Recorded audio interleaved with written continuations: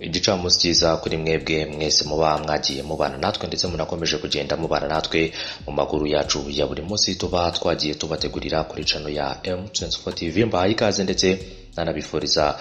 gukomeza kugubwa neza ndetse no gukomeza kugira ibihe byiza muri gahunda zigiye zitandukanye muba murimo muragenda mukora muri aya masaha, ariko mukanafata umwanya wo gukurikirana amakuru yacu gatanu kuri gatanu mu nkuru tuba turimo turagenda tubagezaho. Uyu munsi ni ku itariki ya 14 kwezi kwa mbere umwaka w'ibihumbi 2020, aho tugiye kwerekeza muri Repubulika Iharanira Demokarasi ya Kongo tukareba byinshi bikomeje kugenda bivugwa muri iki gihugu. Imitwe yose urwanya ubutegetsi bw'igihugu cy'u Rwanda, yaba FDLR yaba CNRD byaba abarwanyi ba FLN, bamwe mu bamaze koherezwa mu gihugu cy'u Rwanda, ariko kandi hari abandi basigaye muri Repubulika Iharanira Demokarasi ya Kongo. Tugiye kurebera hamwe ibijyanye na FDLR imerewe nabi cyane na FARDC. Iyi FDLR ikaba yamaze gutakambira amahanga iyasaba inkunga. Ngira ngo no mutwe w'inyeshyamba zirwanira rero muri Repubulika Iharanira Demokarasi ya Kongo, akaba ari umutwe w'inyeshyamba ugizwe rero na bamwe mu basize bakoze ibyaha bya jenoside yakorewe abatutsi mu mwaka wa 1994 bagahungira muri Repubulika Iharanira Demokarasi ya Kongo, ndetse rero n'abandi bose bagiye bavana mu gihugu cy'u Rwanda bakajya rero kwifatanya n'uyu mutwe wa FDLR. Umutwe witwaje intwaro wa FDLR ukaba watangiye gushya ubwoba kubera rero ibyo umaze iminsi ukorerwa n'ingabo za FARDC, ariyo mpamvu watangiye gusaba amahanga guhagarika imikoranire uvuga ko rero iri hagati y'u Rwanda na Repubulika Iharanira Demokarasi ya Kongo. Ngira ngo rero nibijyanye n'uburyo uyu mutwe urimo uratakamba usaba imiryango mpuzamahanga ndetse n'ibihugu by'amahanga mu kuba rero ngo igihugu cy'u Rwanda cyahagarika imikoranire yacyo iri hagati y'u Rwanda na Repubulika Iharanira Demokarasi ya Kongo, kubera ko uyu mutwe watangiye kugenda uhura n'ibibazo bikomeye cyane. Muri rwandiko rero suri mu rwandiko wageneye abanyamakuru, uyu mutwe wavuze ko wamagana ubufatanye bw'u Rwanda na Repubulika Iharanira Demokarasi ya Kongo mu kwica impunzi z'abanyarwanda ziba mu burasirazuba bwa Repubulika ya Demokarasi ya Kongo, ndetse usaba amahanga ko yahagarika ubu bufatanye. Nk'uko ikinyamakuru Actualite.cd kibitangaza, ngizi nyeshyamba zavuze ko gahunda y'u Rwanda ari ugucamo ibice igihugu cya Repubulika Iharanira Demokarasi ya Kongo, ndetse ngo ko bifuza ko ibihugu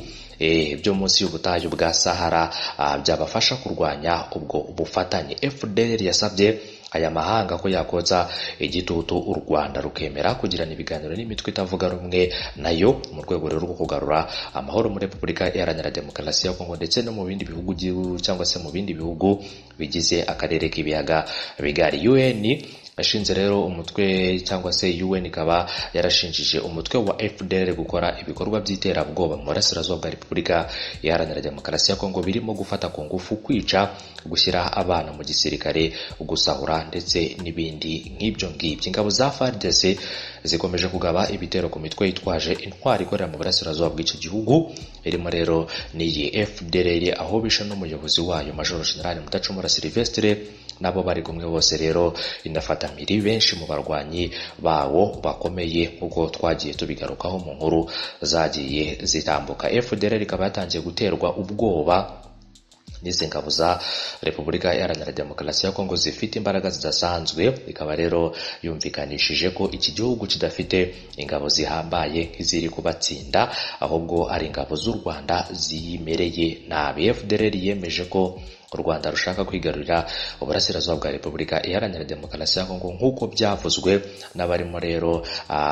umugabo ukomeye, akaba rero ayitwa Arikepiskopi wa Kinshasa, ndetse n'uwo witwa Cardinal Fridolin Ambongo, ndetse na Adolphe Muzito usanzwe ari umuvugizi w'ihuriro Ramuko. Umutwe wa FDLR ukaba warashinzwe umwaka w'ibihumbi 2000, ukaba ugizwe na benshi bagize uruhare mu gukora jenoside yakorewe abatutsi mu mwaka wa 1994 yahitanye abarenga miliyoni, ndetse UN ikaba yarawemeje nk'umutwe w'iterabwoba. Kuva Felix Tshisekedi yagera ku butegetsi, uyu mutwe wa FDLR ukaba ukomeje gukubitwa inshuro, ndetse ubushake iki gihugu gifite mu kurandura imitwe yitwaje intwaro nuko rero cyangwa se nukomeza gushora cyangwa se nukomeza uyu mutwe nakabuza ushobora gutsindwa burundu mu bikorwa ibyari byo byose bakomeza kugenda bakorera ku butaka bwa Repubulika Iharanira Demokarasi ijya Kongo. Si FARDC gusa kubera ko rero bagiye bagaba ibitero kuri FDLR ndetse n'indi mitwe yitwaje intwaro. Urabizi ko mu gihugu cy'u Rwanda mu minsi ishize haherutse rero gushyikirizwa abarwanyi 1,100 barenga bari baturutse mu mashyamba ya Repubulika Iharanira Demokarasi ya Kongo. Barimo rero bamwe mu bishyikirije MONUSCO, hakaza n'abandi bagiye bafatirwa hariya muri Repubulika Iharanira Demokarasi ya Kongo, cyane cyane mu mirwano yagiye ihuza FARDC ndetse n'indi mitwe yitwaje intwaro irimo FLN, hakaza n'umutwe wa cyane. FLN ikaba yarahoze ivugirwa na Sabimana Kalisi Sankara, akaba rero ubu ngubu arimo arakurikiranwa n'ubutabera bw'igihugu cy'u Rwanda, aho rero arimo araburanishwa ku byaha bitandukanye akomeje kugenda ashinjwa yagiye akora mu bikorwa bigiye bitandukanye ubwo yari umuvugizi w'iyi FLN. FLN rero Nsabimana Kalisi Sankara wafashwe gusa kuko hari n'abandi mu bagiye bakorera uyu mutwe wa FLN. Gusa rero uko iyi FDLR ikomeza kugenda ibitangaza mu mitwe myinshi ndetse rero n'ibikorwa bagenda bakora byitwikiriye ko ari impunzi ziba muri Repubulika Iharanira Demokarasi ya Kongo, akaba ari kimwe mu byamaze gutahurwa rero nk'uko bakomeje kugenda babigaruka. Mu byo rero iyi FDLR ishinja Repubulika Iharanira Demokarasi ya Kongo ndetse n'ingabo zayo FARDC, bakaba rero ngo bavuga ko iyi FARDC irimo irica impunzi z'abanyarwanda ziba mu burasirazuba bwa Repubulika ya Kongo, ndetse iyi FDLR ikanasaba amahanga ko yahagarika ubu bufatanye buri hagati y'igihugu cy'u Rwanda ndetse na Repubulika Iharanira Demokarasi ya Kongo. Umunyamabanga wa leta muri Minisiteri y'Ububanyi n'Amahanga ushinzwe umuryango wa Afurika y'Iburasirazuba akaba ari Ambasaderi Olivier Nduhungirehe, akaba rero ubwo Sylvestre Mudacumura yitabaga Imana yaravuze ko igihugu cy'u Rwanda abasirikare bacyo kigeze cyohereza muri Repubulika Iharanira Demokarasi ya Kongo. Ikindi kandi mu byo yagarutseho yavuze ko igihugu cy'u Rwanda nta bufatanye namba gifitanye na Repubulika Iharanira Demokarasi ya Kongo. Yavuze ko rero ibi bikorwa byo kurwanya iyi mitwe yitwaje intwaro birimo birakorwa na FARDC mu mbaraga rero bashyizemo ndetse n'ubushake bafite mu kugarura amahoro muri Repubulika Iharanira Demokarasi ya Kongo nyuma y'imyaka 25 mu bice bitandukanye by'iki gihugu rero nta mahoro abarizwamo. Ubwo rero iyi mitwe yitwaje intwaro yagendaga yahuka abaturage hamwe na hamwe rero ikagenda ikora ibikorwa by'ubugizi bwa nabi, kwica, kwiba, gusahura ndetse n'ibindi bikorwa bijyamije kuba byabuza umudendezo abenegihugu, ndetse rero no kuba bakora ibikorwa byo gusahura no kwiba rero bimwe mu bigize umutungo kamere w'iki gihugu, akabaye rero ugirwaho uruhare n'abagituye, ariko akaba ari umutungo wagiye wigabizwa cyane cyane n'imitwe yagiye ikorera muri kino gihugu nyuma y'imyaka myinshi. FARDC rero na Repubulika ya Demokarasi ya Kongo bakaba barabirebye, barangije baravuga bati twanze agasuzuguro k'imitwe yose yitwaje intwaro, niko rero gutangira kugaba ibitero kuri iyi mitwe yose kugeza ubwo bamwe bamanitse amaboko ndetse n'abataramanika amaboko bakavuga ko mu minsi mike iri imbere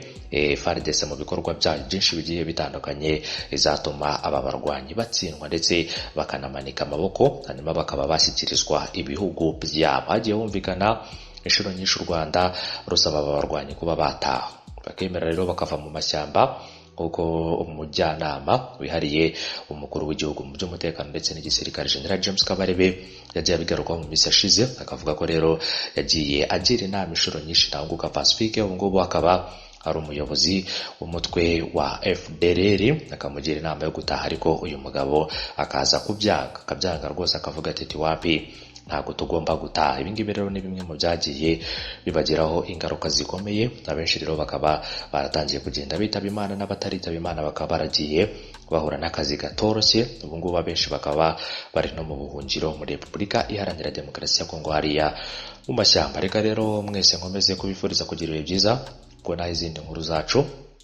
cyane cyane ku bijyanye n'iyi mitwe, hanyuma tukanarebera hamwe igihe iyi mitwe yose izashirira muri Kongo, ikongera ikaba igihugu, ikongera ikaba igihugu gitekanye, ikongera ikaba kandi igihugu kigendwa na buri muntu uwo ari we wese, ntacyo yikanga nta n'icyo rero yikeka, mu gihe iyi mitwe izaba imaze kurandurwa kandi hakaba harashyizwemo imbaraga zose kuva mu mwaka ushize hafi rero mu kwezi kwa gatanu kugeza magingo aya, akaba ari imbaraga kandi zagiye zitanga umusaruro mu kwishyira hamwe kwa FARDC ndetse na Repubulika Iharanira Demokarasi ya Kongo mu guha ibikenewe byose abasirikare bayo kugira ngo barwanye iyi mitwe yitwaje intwaro. Ndabashimiye, mugire umunsi mwiza, mugire ibihe byiza mukomeze kugenda mubara natwe mu makuru ya buri munsi tuba twagiye tubategurira inkuru zacu n'akagaruka. Mukomeze kugira ibihe byiza, mukomeze kandi mukore kuri subscribe mu rurimi rw'igifaransa ndetse s'abone, hanyuma hirya yayo hari akantu kakazogera ukilikaho. Iyo umaze guklikaho rero